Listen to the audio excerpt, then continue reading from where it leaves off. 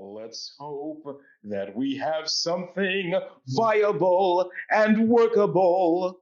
All right, so so just to start, our new listeners, and I think one of the things we want to start with is saying who we are. So Yes. take it away, Jared. Okay, well, my name is Jarrod Butts. I am the morning radio show host for Platinum Hits 103.5 FM. I also worked in advertising, yes, from 2007 to 2015 as a writer, as a senior writer. And joining us is our illustrious co-host and former ad guy himself, Ian Reed, who spent a far longer time in advertising than I have. And he knows the whys and the wherefores and the what the haze in terms of what's going on here. So that is what we're going to be talking about, and then some, in today's edition of But That's Not Important Right Now. What's a microphone? What's a microphone? Well, it's a tool that we use to speak into in order to amplify sound, but that's not important right now. Because people are like, why don't you use a microphone? I'm like, dude, we're down and dirty with this. We're literally in the trenches with this thing. We are using the technology we have at hand because we are in the middle of COVID, unfortunately. Exactly. So we can't exactly go into a store and buy a microphone for tomorrow. And I am not going to order a microphone to wait for a month for this thing to come in. Anyway, so just to thank you, Jared, for that wonderful introduction. Well, then it already is. Yeah. That wonderful introduction. Yes, I am Ian Reed, and this is Jarrod Butts, and we both worked in the same company for about 5 years.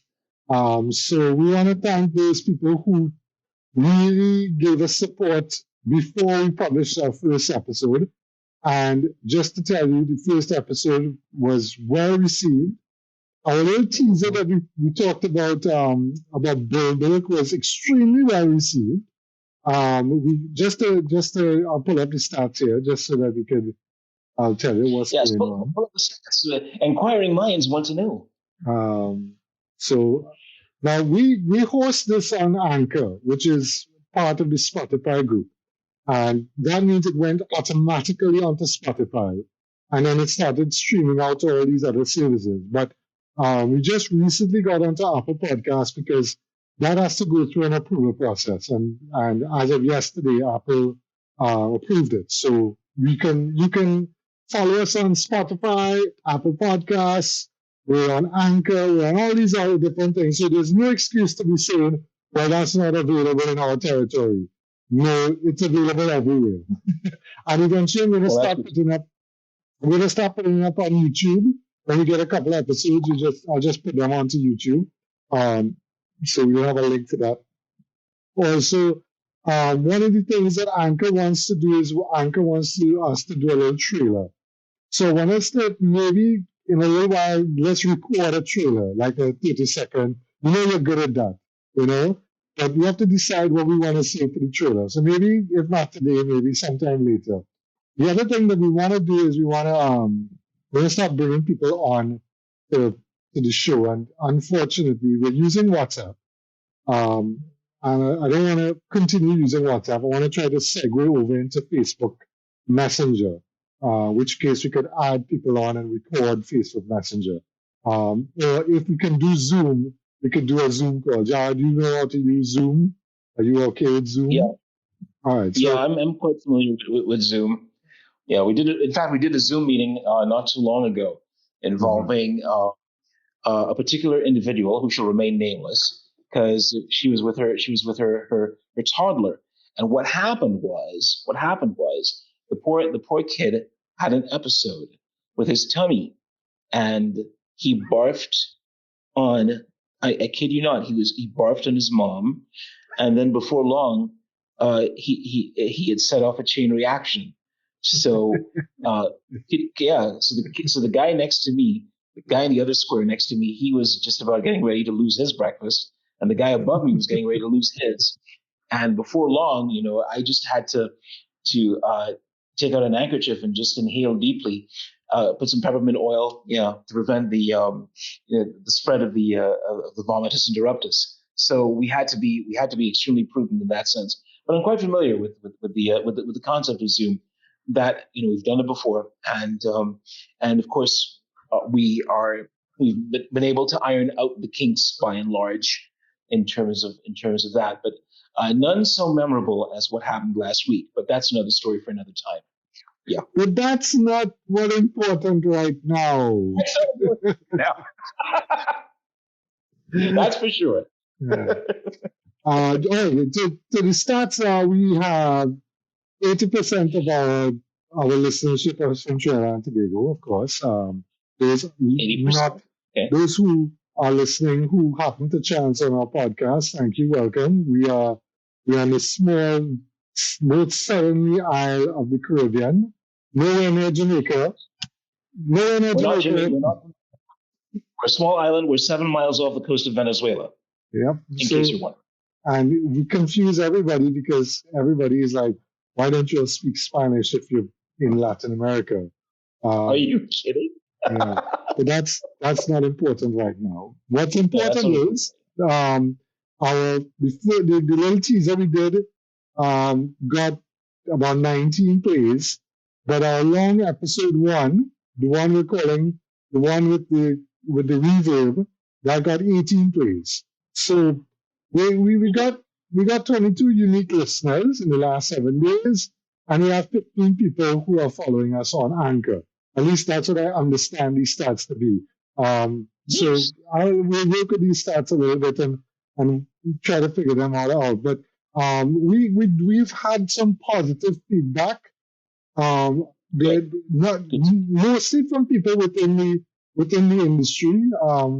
God, we love this. We want more of this.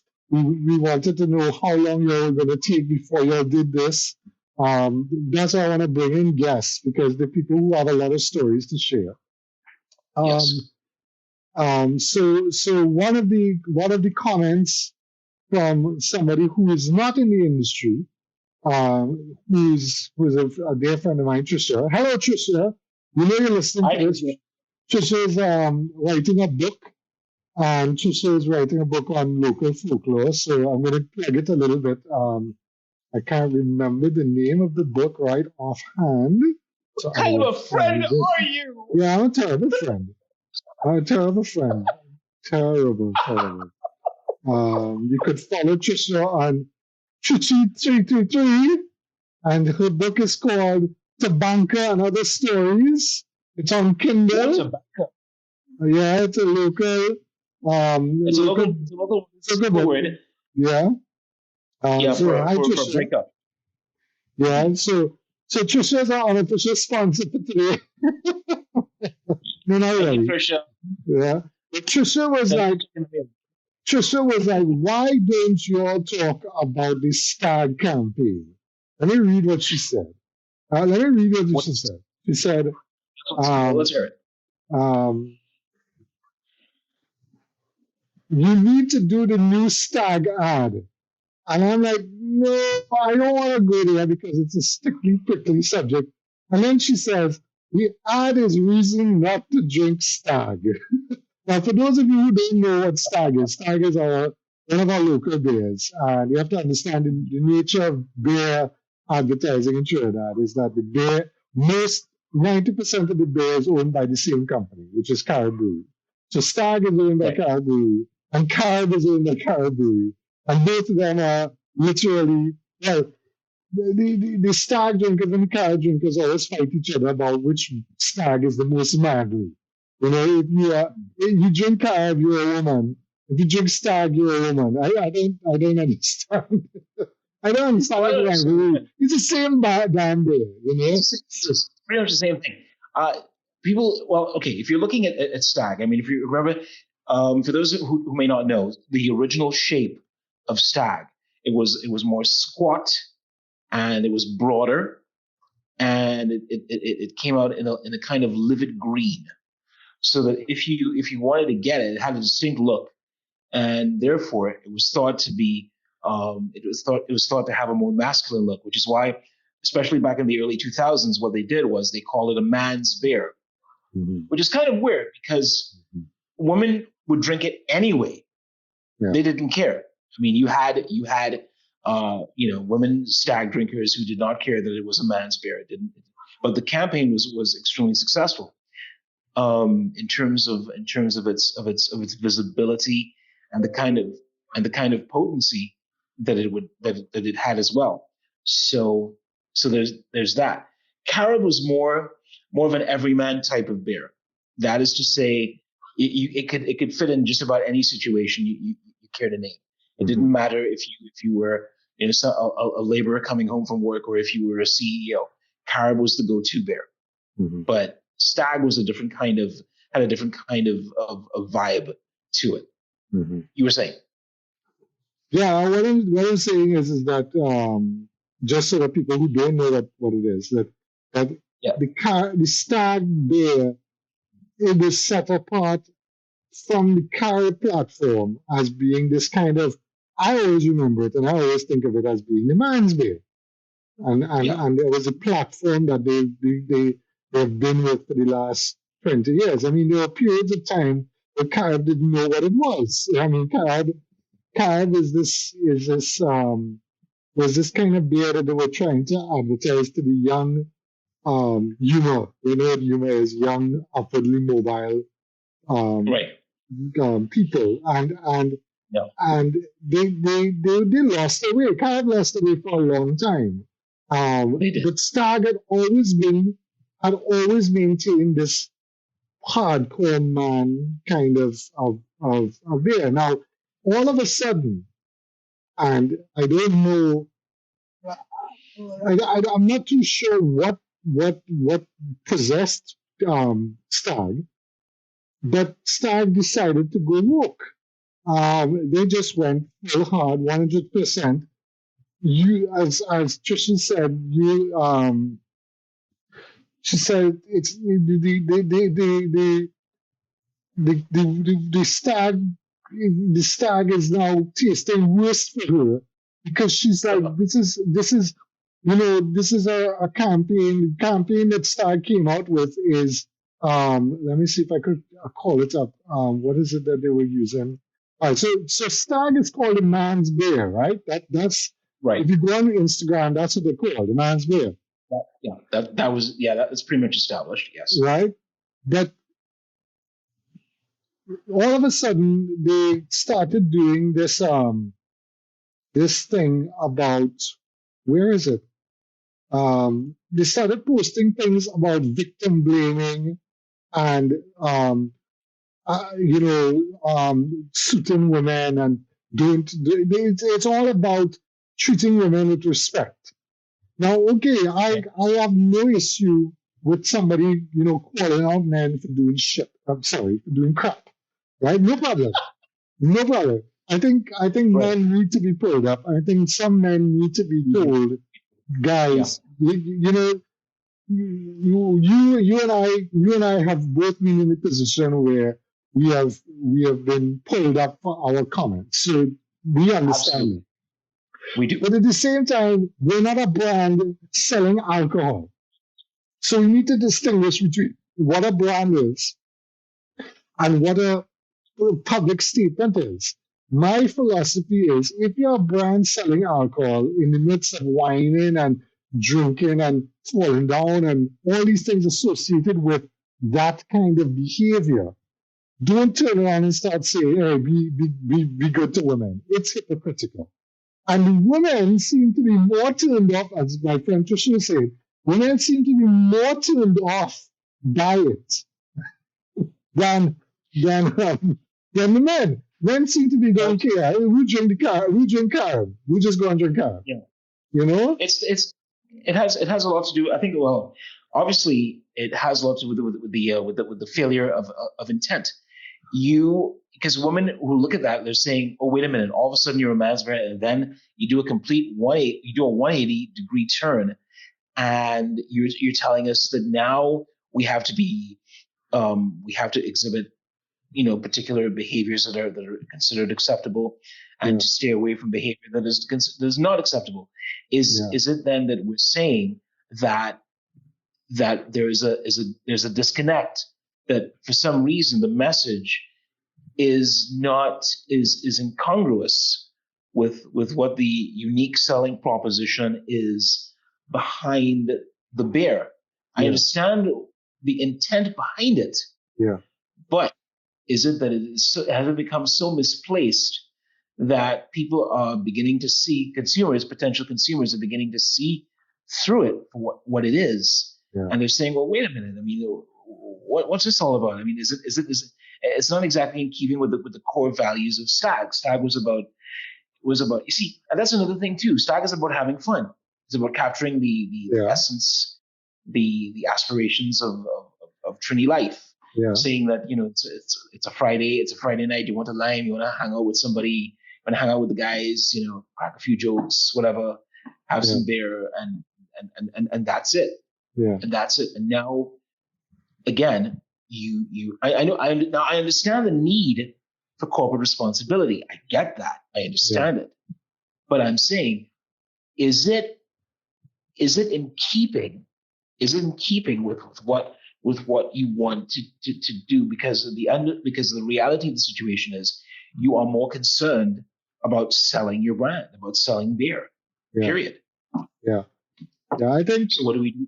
So what do we do there? How are we able to marry the two to be a responsible corporate player, as well as maintain that kind of fun loving brand, that kind of balance? How is that going to evolve? How is that going to unfold? What do we do?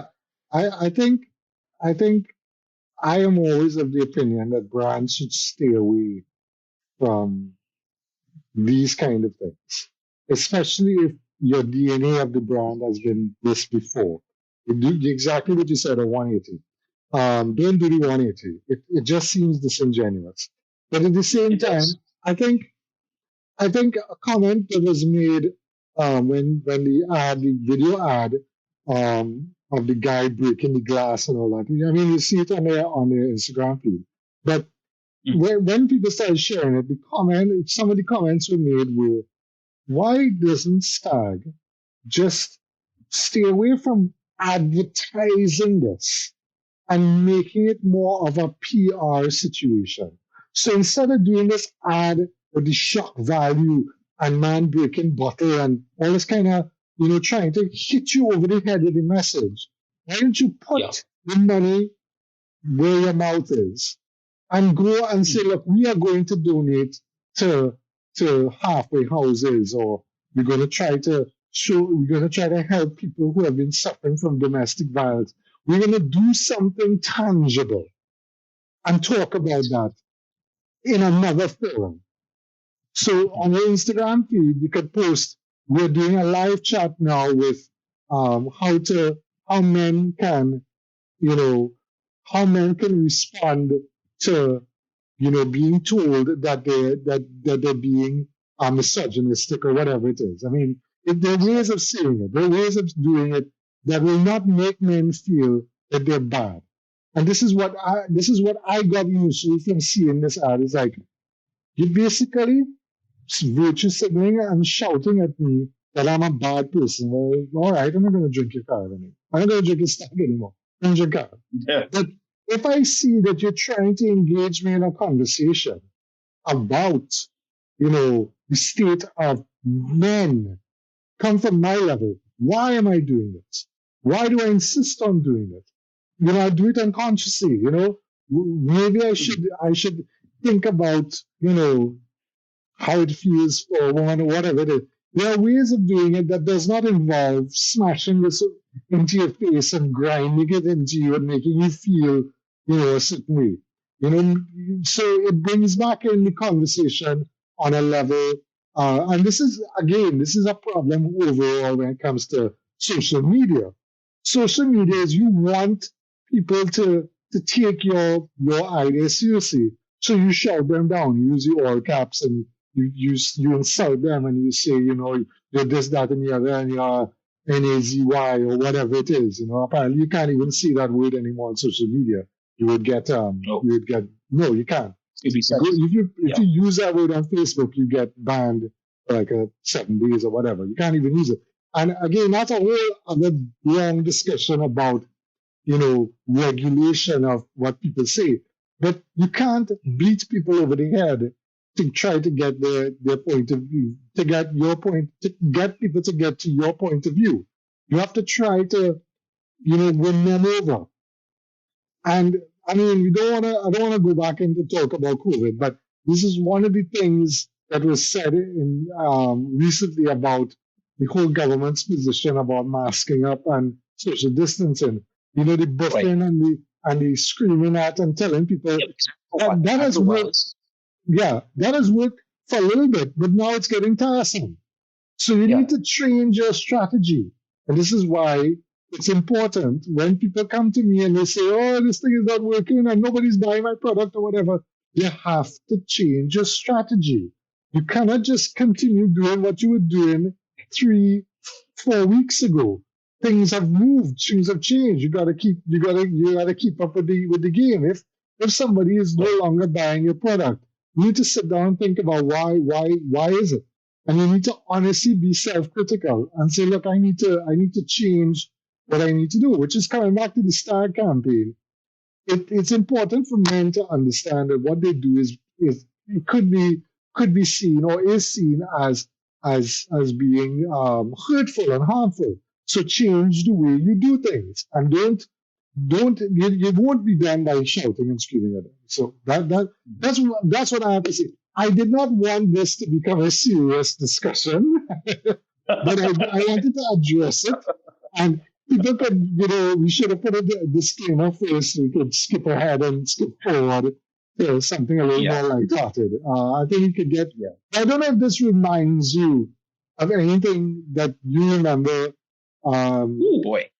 I mean, when we talk about something alcohol-related and lighthearted, do you have anything in your repertoire that, when it comes to alcohol advertising? Yeah. Okay.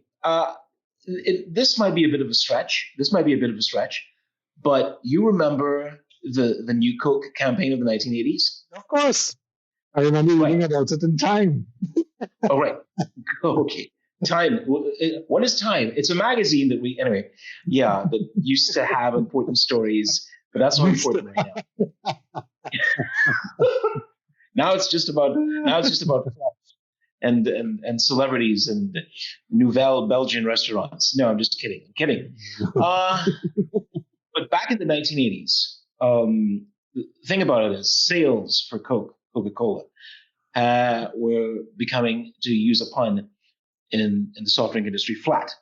And Pepsi was just about getting ready to catch up.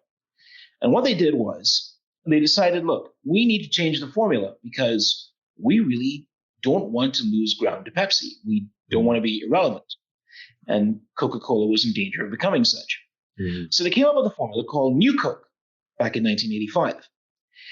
And they thought, well, hey, got everything, got the promotions and, the radio, TV, press, the works. Because back in those days, in the 1980s, you didn't have social media or anything like that. So that's what you had. That's what you had to deal with.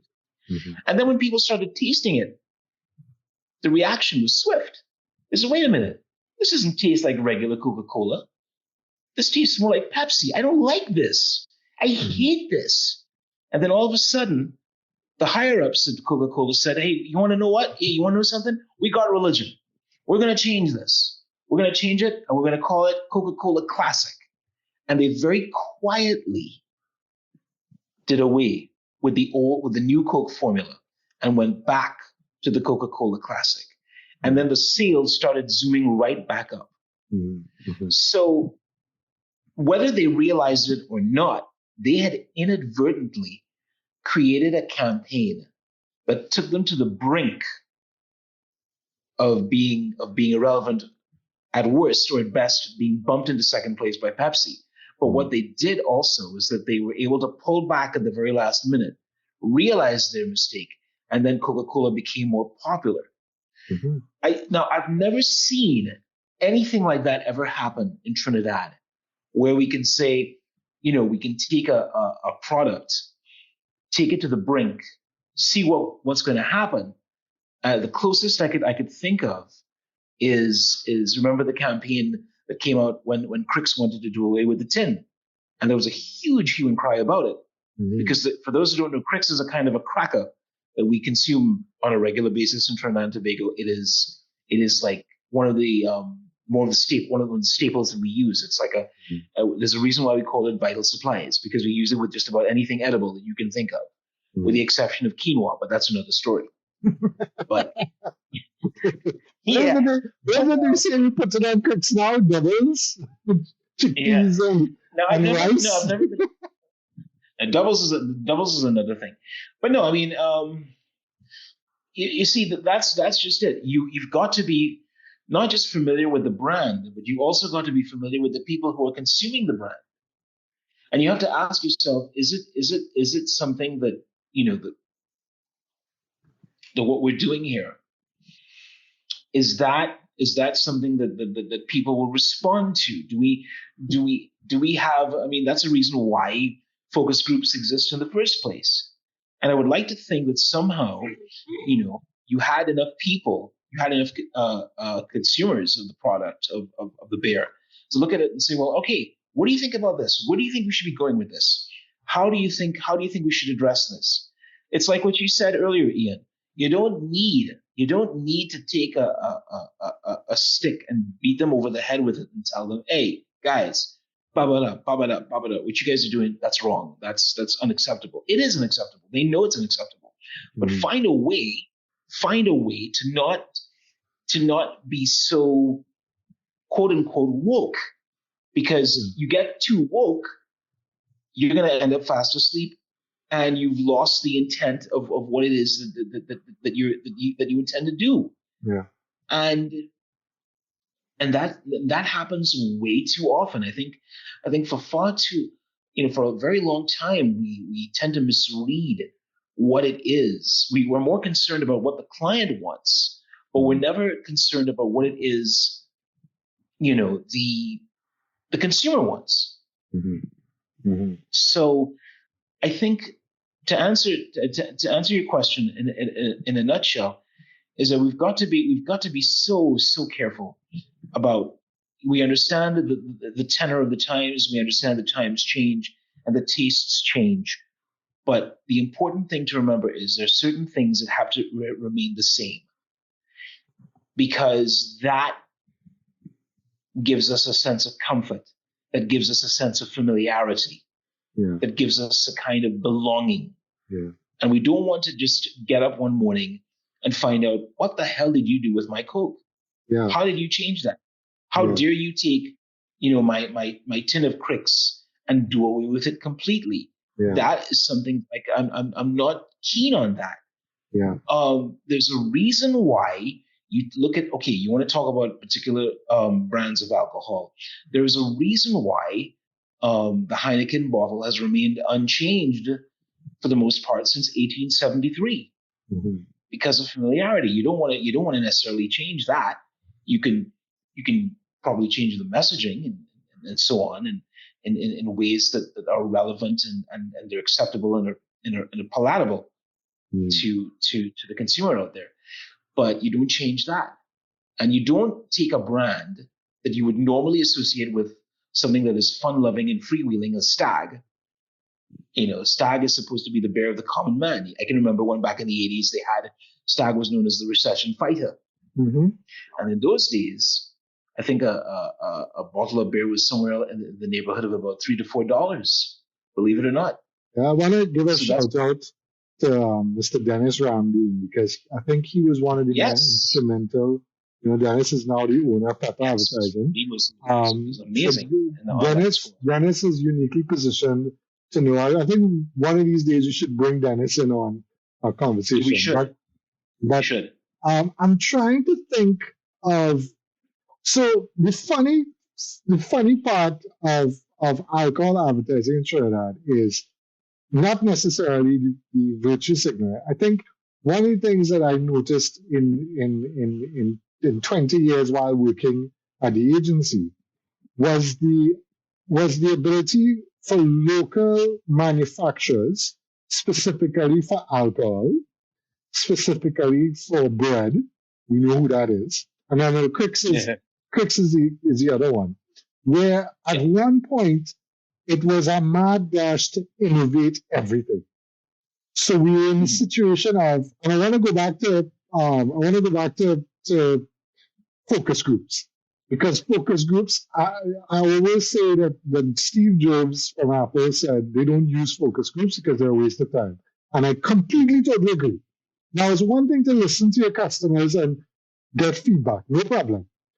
But don't dictate your entire campaign based on what 5 people say in a room. It's like the 5 blind men and the elephant. You end up with something that is a complete mishmash of a complete total disaster. But that's not what's important right now. What's important is that the alcohol company in question at one point was launching product after product after product after product. It's like literally throwing things at the wall and hoping something would stick. And one of those things was vodka. We have a rum company that suddenly decided it was going to sell vodka. And not just vodka. It was going into what they had called the alcopop craze. The alcopop craze in the mid-noughties, if you want to call it that, between 2000 and 2010, was that all of these people were drinking this kind of pre-mixed alcohol fruity drink thing. And they launched this product called Rush. Now, we were involved in the product development, and we were like, okay, the brief is, because you work with a brief in advertising, they come and they give us a brief and say, this is for men 18 to 25 who are now starting to drink. So obviously they're trying to quietly try to introduce this kind of alcohol drinking to people who have now turned the legal age. Take that as you may. And they came up with this plan to create this alcohol pop so that they would eventually move into the harder stuff.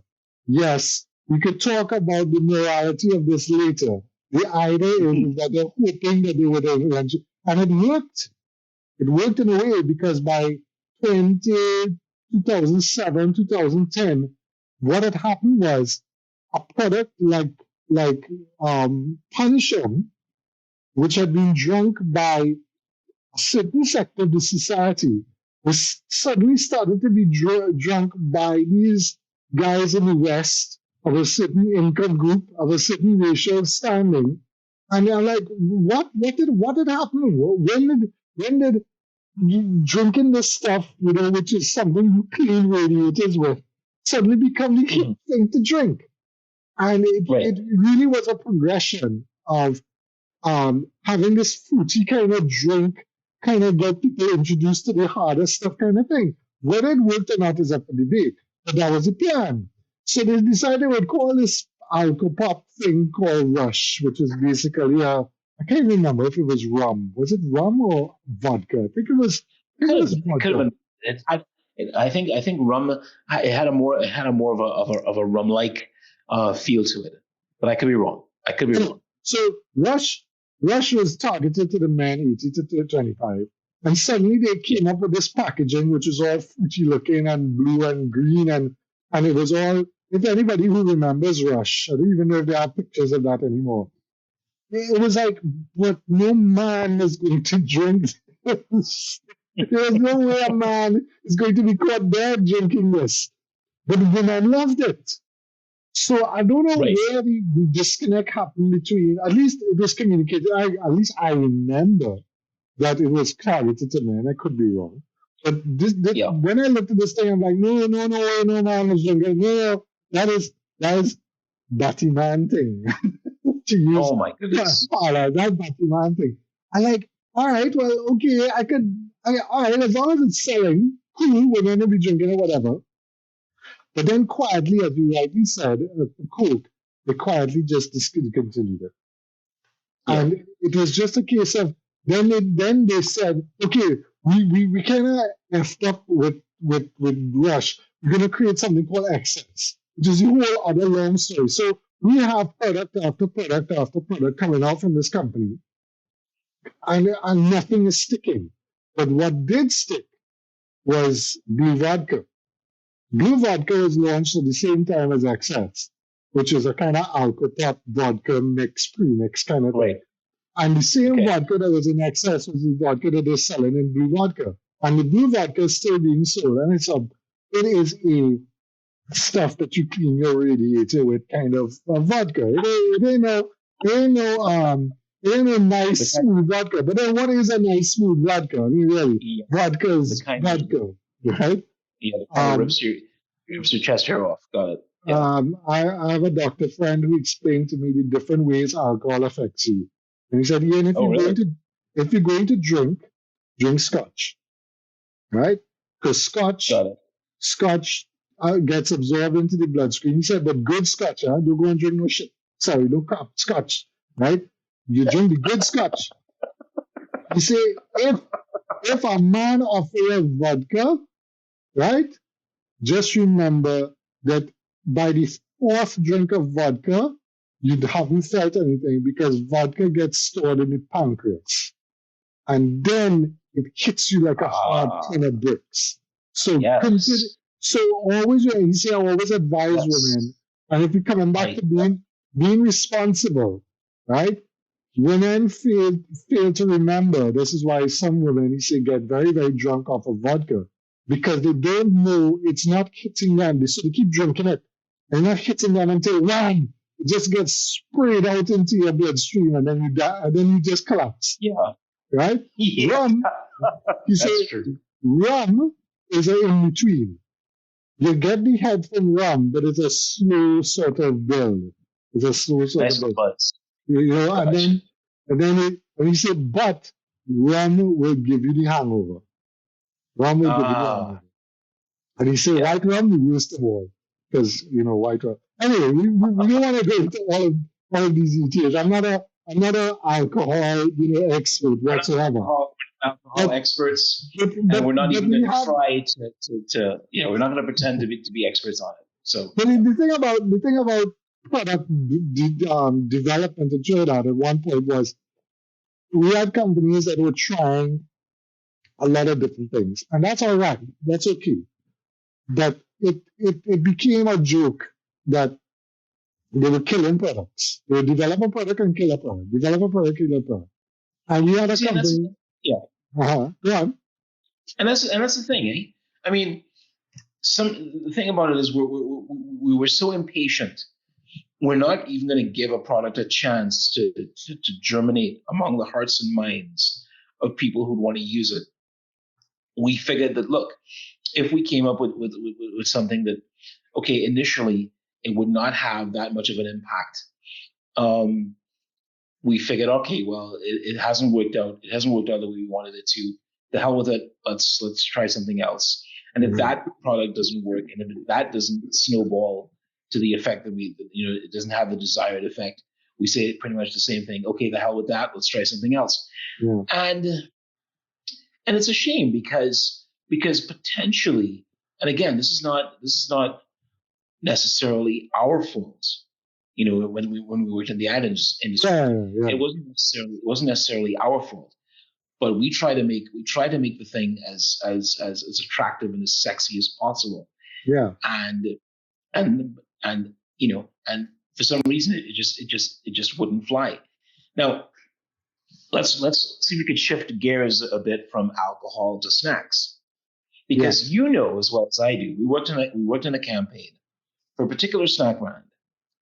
And we underwent so many permutations regarding this particular snack. It was exhilarating, yet at the same time, it was, from a mental and from a creative standpoint, exhausting. Mm. We wanted, and this is the thing that bugs me as when you're working in an ad industry in Trinidad and Tobago. When we look at foreign ads, like say for example, we look at a Skittles ad. Remember there was this campaign about this guy who everything he touched turned to Skittles? It was part of the thing Back then, it was known as advertising because it was really odd. Everything you touched turned to Skittles, and it was weird, but it was memorable. And the sales of Skittles went up. It was a very popular brand. It still is to this day. So we tried to come up with all sorts of ways and means to make this product really, appetizing and fulfilling especially to the younger set. And we used it. We used several scenarios that we as Trinidadians and Tobagonians would be comfortable with, but make it funny. And we thought we did that. And for some reason or the other, it just didn't work out the way it was supposed to. And I thought, wow, here we are with a potentially great product.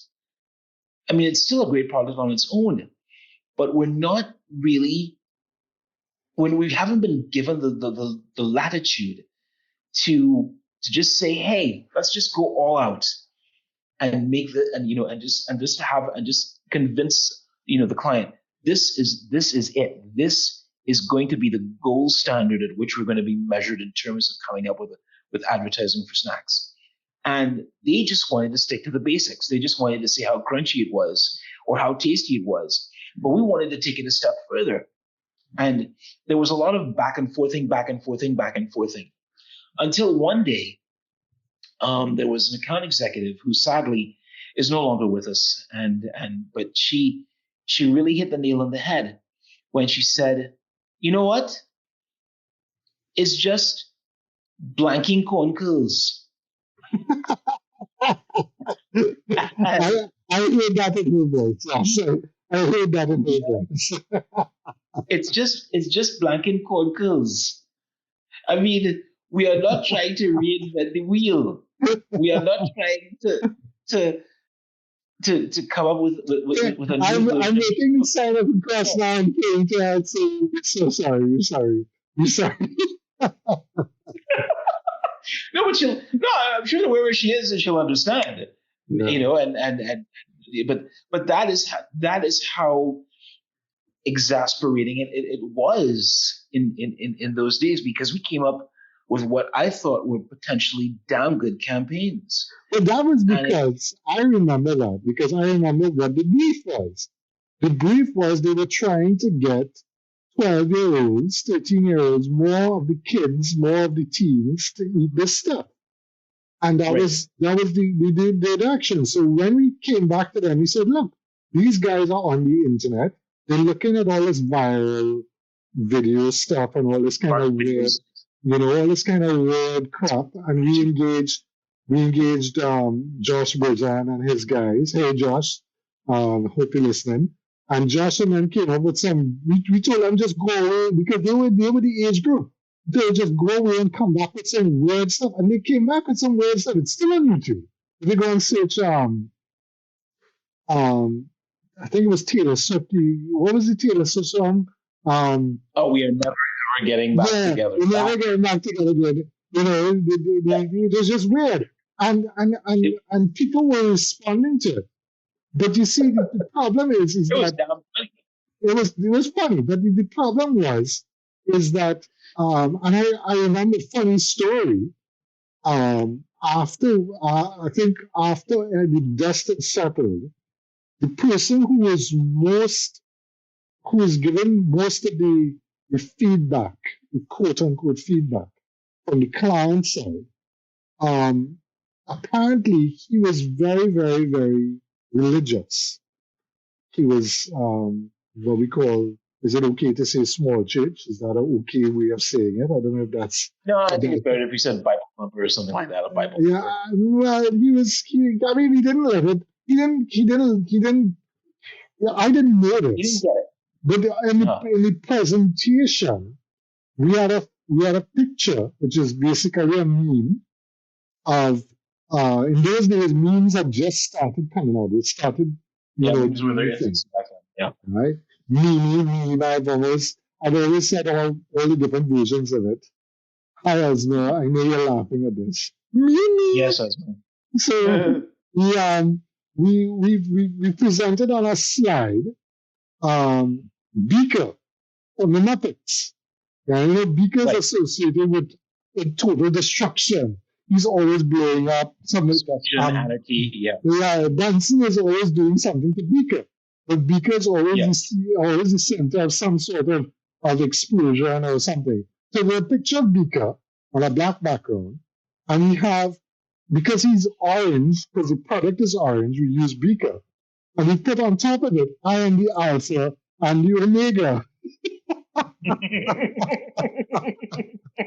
And that's just it. That's just it. We created this meme, and we put it out there, or we plan to put it out there. And the copywriter who I think had come up with it said this is what the age group would think to. And we put that in the slide as an example of the kind of off the wall, not really branded, just stuff that we'd share in the content of the Facebook page. And I think that's what caused the confusion in the beginning, because when everything had finished, when the whole thing had done and was done, he said he wrote an email to the head account executive, which I was privy to, because the head account executive kind of, wasn't anybody's fault. Nobody's blaming anybody. He just said, he said, I don't know how to interpret this email. Can you help me? And I said, okay. And he said, read this. And and he turns the computer towards me, and basically the email says, I have resigned from my position at this company. And I would just like to say now that I'm leaving, that I was very, very, very hurt by the use of my God in a presentation. I'm like, what is he talking about? And then he did a screen grab of the frame in question, which is, I am the Alpha and the Omega. And he said, I am very upset that the agency would even present something like this to me. And the two of us are confused, out of our mind. He's like, and then he went on to explain, not in a bad way, he just kind of explained that, he didn't like the direction of this campaign based on this one slide.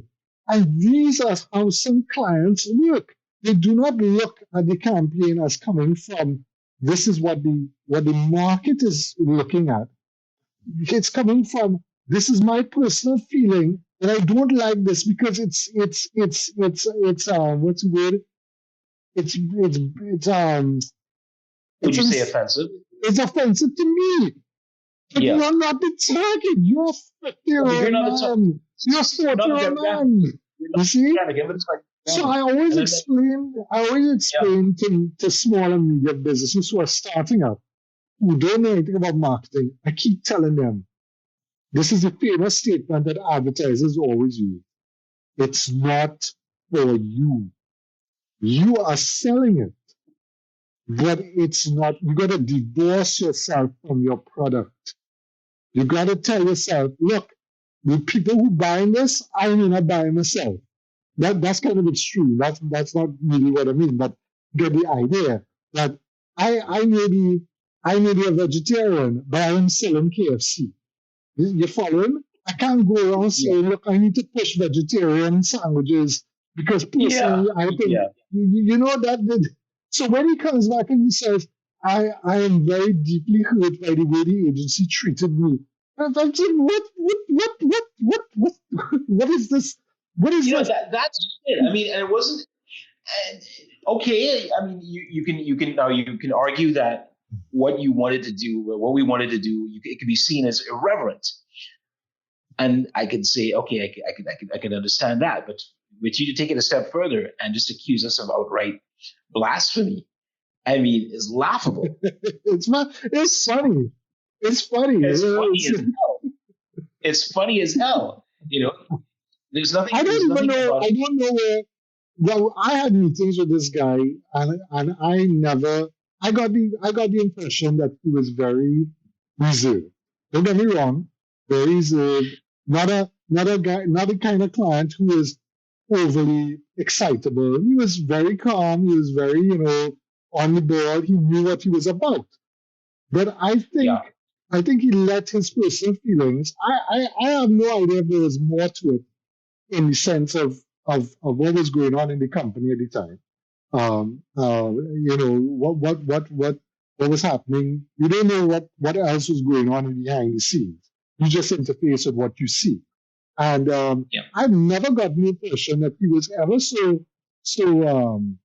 put upon. But when you think about it, it could have been that he was the one throwing spokes in the wheel because he was not happy with the overall direction based on his feelings that this is not where the brand should go, whether or not it's personal or whether or not he doesn't think this is what the brand, which is what you said. You said they just wanted to push crunchiness, and which brings me now full circle back to focus groups. I have been in focus groups. I have sat down in Curvin Market Research, which is one of the main focus group organizer people, and I've sat down in focus groups. So, for example, there's a company that sells consumables. We both know who it is, but I can't say the name. But they're trying to sell a new product. So we have a bunch of packaging designs that we have put up with for the new packaging. And we presented it to the focus group. And a man said, I don't see enough green seasoning here. I have to see plenty green seasoning for this package to make me want to buy the package. I'm thinking, what? Yeah, the package is about 1 inch by 2 inches, right? Right. You really want to study green seasoning in a package when you pull it off the shelf, right? So we took the notes, whatever, taking notes. And now one of the clients, he's taking notes. So I didn't really take it on. When we went to do the photography for the packaging, this guy stood up behind me and the photographer and said, according to the market research, this man said you need to see more of this seasoning. So we had to go and change the setup so we could see more cilantro or whatever it was. I'm like, yeah, but then later on he said he want to see more, side. He's like, yes, we have to see more side and cilantro. I'm like, all right, so we push all of that to the foreground. The other client comes in and says, why is all this green seasoning just up in our face? He said, well, the focus group said, she said, you can't put all of this in the front. We have to put more, we have to space this down, but it's all just a big jumbo. He's like, yeah, but we want to see all of it. So you can't see all of it. You've got to choose which is more important. Yes, you could put cilantro, yes, but everything is green. It's all green. It's all just this massive giant green. You know? One person in the focus group said she have to see black pepper. How can you see black pepper? Oh no! Oh, no, you see now, black pepper.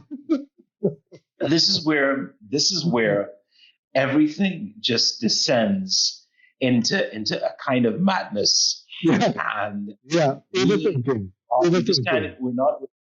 We certainly can't get a grip on it. It was like what I told you last week about the dog for that particular bank. They wanted to consult particular dog breeds, if this is the right kind of dog for the particular Caribbean territory, that sort of thing. That was something that we just completely, it brings to mind, to me again the hypocrisy that some of us exhibit on a regular basis. And that, okay, if we're looking at, say, a foreign ad for a particular brand, and that we're familiar with the brand, we look at it, we say, hey, that funny, hey, that groundbreaking, why we can't do that? Yeah. And when we, as people who worked in the industry, when we come up with something that we think, because let's be honest, I mean, the concept of advertising is kind of like, when we come up with an idea, it's like peeing on our own leg. It's hot to us, but it doesn't do anything for anybody else. But that being said, when we're challenged to come up with something that's groundbreaking, when we're challenged to come up with something that's truly creative, they would look at that and say, they will give us a million reasons why it would never fly. Yeah. And that again is a frustrating kind of That's our feeling. Caribbean. That's our Caribbean or Trinidad situation. Right? It's not unique to us. To Trinidad and Tobago. I know that much. But as an aside, it reminds me of I'm working with a girl who does a lot of business training. She helps people get their businesses up and running, marketing, accounting, the whole work.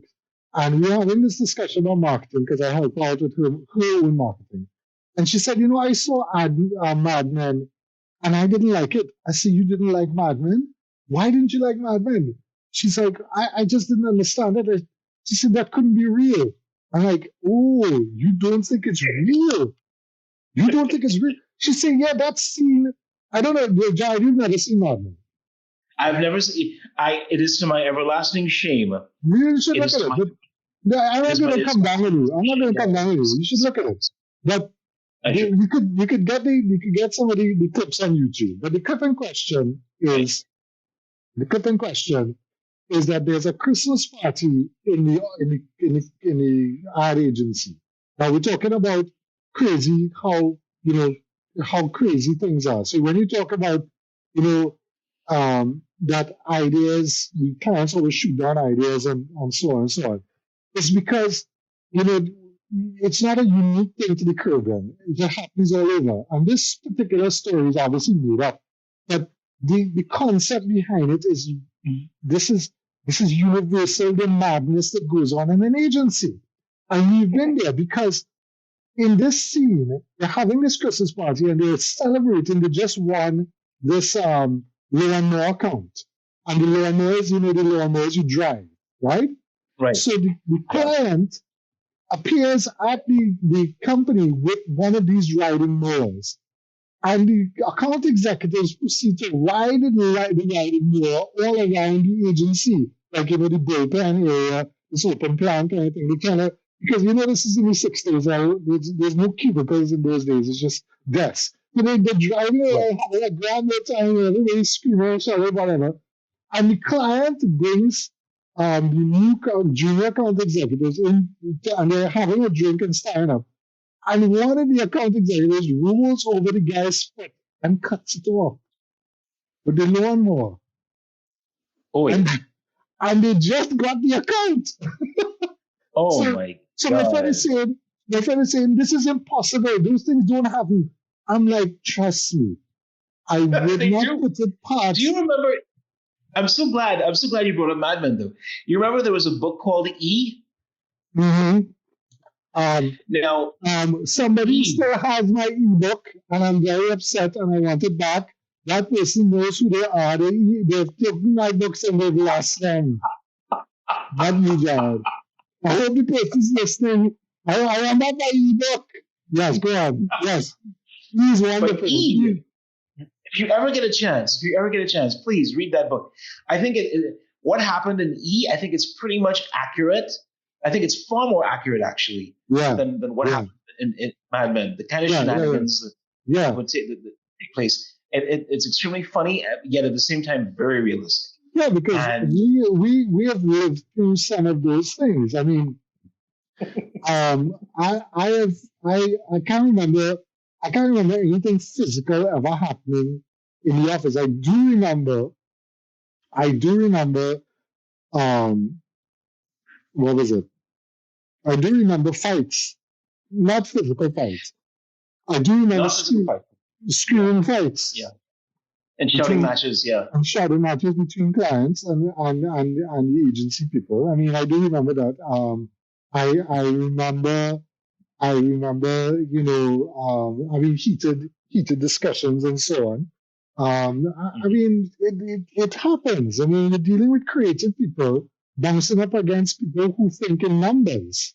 So obviously you're going to have a clash of cultures, But but another aside from Mad Men was the when we last week we talked about your mental health.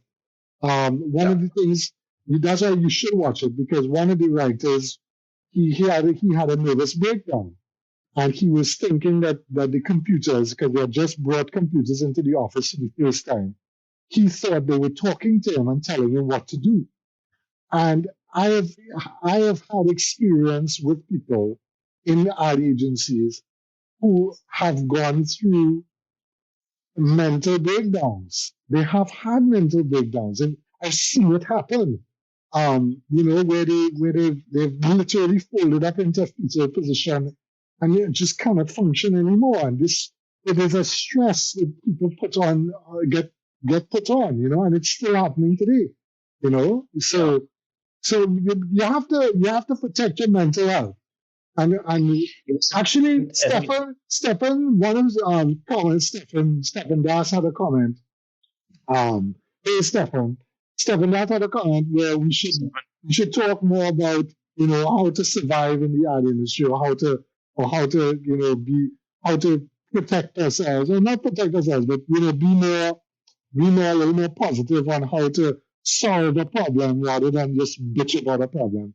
Well, and for Stefan, we just want to bitch about problems. he's I think gonna what's laugh. important. I think what is important is that we, I think the mistake that we made, at least the mistake that I can only speak for myself, is that for far too long, I let the job define me. Yeah. And I let the job define me. And then I came to a sudden realization that if something were to happen to me the next day, I would be replaced instantaneously. Yeah. So that one day when I remember I was working, I was doing and I'd finished all my tasks. It was like about 4:35 because we usually the cutoff time was 4:30, and the cutoff time was 4:30. And I left at about 4:35, and somebody quite senior had asked me, "Where are you going?" And I looked at him dead in the eye and I said, "Home. I have a life." And if looks could kill, I think I would have been dead on the spot. But it's important to know that, yes, there are times when you're going to have to stay back. And there are times when, if you are devoted to what it is that you do, you put in that extra 10%, extra 20%, and see what you can do to make sure that everything works out well. But then there are times when you need to, self-care is so important. You just look at it and you say, look, check it out. I need to take some time off. I need to do this. I need to do that. Yeah. So that's why vacations are important. You need to take a vacation. And one of the things is you need to take a vacation away from this country, which is near impossible now. But that's it. You need to divorce your brain from, that way of living, That, yeah, and I mean that it's become so outmoded that the concept of working from home is still, well, even though it's been in place for about a year, it's still an alien concept to most of us, because most of us are used to being in front of a desk, staring at the computer, trying to figure out, okay, what the hell do I do now? How am I going to write this? How am I going to come up? Again, I'm only speaking from my experience as a writer. What new concept can I come up with? How do I come up with a word or phrase that when people look at it, they're going to say, "Hey, that's keen. How was he able to do that? I wish I could have done something like that. I wish I could write something like that." And I may be old-fashioned, but I love a brainstorm session that's structured well, so that you sit down with a bunch of your peers and you come up with some good stuff. I mean, coming back to that campaign you do afterwards, the snack campaign, it was just us just talking rubbish. We were just talking rubbish. That's how it works. And we came up with we came up with some killer ideas. And that's the thing. As somebody once said, somebody in the industry once said, sometimes in order to come up with some killer ideas, you're going to have to punch ugly. That is to say, think about the first crappy idea that sits in your head and just flesh it out. Yeah. And see it to its end. If it doesn't work, it doesn't work. But keep doing it, keep going at it, keep going at it, keep going at it. Yeah. And that's how you come up with great ideas. Sometimes you get the finest ideas stem from doing absolutely nothing. I mean, you could be having a shower, you could be doodling, and then all of a sudden, bang, it hits you. Yeah. You say, yeah, that's it. That's what we're working with. That's what we're going with. Yeah, but that's with that is with a clear direction from the client who's expecting this stuff. Because there are times when you can't get a clear direction from a client. You don't know what the hell it is saying. But there are also instances where the agency decides we know what's better for the client. And I think that's where things start to fall apart. Because the flip side is where what happened was, so the person we both know in question sat down in a meeting with me in his office and said, I want you to think of digital as, something that we could use, think out of the box for digital. Now, in those days, you think digital is this untapped territory which you could do whatever you want with. Little did we know that the digital is being dictated by those who own the platform. So this person says to me, very seriously, I don't want to hear what you could do on Facebook. I don't want to hear that. I want to hear what you could do for Facebook. I'm like, what? He's like, I want you to be able to change your Facebook logo. I want you to be able to change your Facebook interface for our brand. I'm like, wait, what? He's like, yes, our brand is green, so we want the whole page to look green. I'm like, all right, well, to do that, you can't be on Facebook. No, I don't want to hear that. I don't want to hear that at all. But I'm like, but the client doesn't request this. The client just wants this on Facebook. I don't want to hear that. The client doesn't know what they want. You have to tell the client what they want. So we go into meetings and we start presenting the stuff, and the client starts saying, no, we can't do that. That's impossible to do. So we basically wasted the client's time. And we've charged the client for the time. Now, working in an agency, you're just getting paid for the job. But you just think to yourself, the client is very right to go by somebody else who's giving them what they want. So there's a fine line to play to balance between, okay, I could present to this client something out of the box and they could see it and work with it, but within reason. Now, nowadays, you are very much slave to the platform. So if you're doing a Google display ad, a Google display ad is a very specific thing. You need to do it very specifically. You can't go and say, okay, I want to be able to, when the person goes to CNN, I want the Google ad to be able to report to CNN and see our ad. You can't. You can't do that. But you get a request to do it. And you want to present it to the client because you want to feel that the client said, this is what we could do, and expand the ad. When you roll over there, no, I don't want to see that. I don't want to. So it's a disconnect between what is technically possible, what Google is allowing you to do within their requirements, and because if you do anything that is against the policy, they're banning from the platform, just like Facebook. Right. And what the client needs to do in order to sell the product. So the thing is that you're kind of limited now, and this is a sad part. In the old days, you could have done strange things in press and on TV, but now you're kind of locked into some kind of little bit of what you call it, the laws. The law is kind of dictating to you what you can and cannot do. And this is where the sadness of where the ad industry is going, is that it's getting harder and harder to think out of the box because consumers are dictating what they want. So Google is telling you, this is how you should do your visual, this is how you should do your headline, this is how you should do your ad copy. And there's little or no creativity involved in the sense of this is what works. This is what their algorithm says works. And you kind of have to stick with that. Sometimes you can't trust. Sometimes you can't trust algorithms. No, agreed. Absolutely not. That's what I'm saying. That Yeah.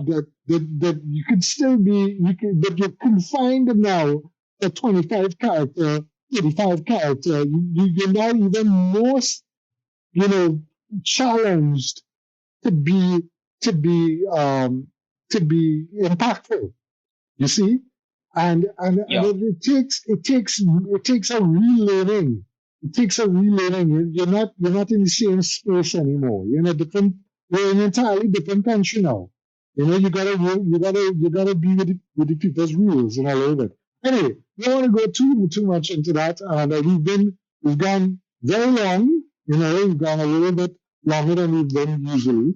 I think we have, yes. All right, so we want to really try to bring in some people Special on it, guest stars. right? So, Jar, what I want to do is I want to try to do. We have to do this trailer thing. I don't know how we're going to do this thing. I might have to ask you to give me a voice note or something. But we have to discuss things. It'll have to be something. It'll have to be something akin to a voice note, considering the limitations that we have to work with. But yeah. That's not impossible. That can be done. All right. So what I want to do next time is I want to try, instead of using WhatsApp, we could use the Facebook Messenger instead. Facebook Messenger. Right? And we try that. See if we could, we could do Zoom, but my Zoom is only 30 minutes because it's free. So what we might probably want to do is try to do the Facebook Messenger and try to bring somebody on. I don't know who we could bring on just as a test. I was asking Ramon if he could help, but I don't know if Ramon last time. Hi, Ramon. Hey, Ramon. How you doing? But yeah, I think we want to do that. So just to sum up, that's not important right now. What can we say that's not important right now? Snacks. You gotta eat some snacks. Oh, snacks. What are snacks? What's that?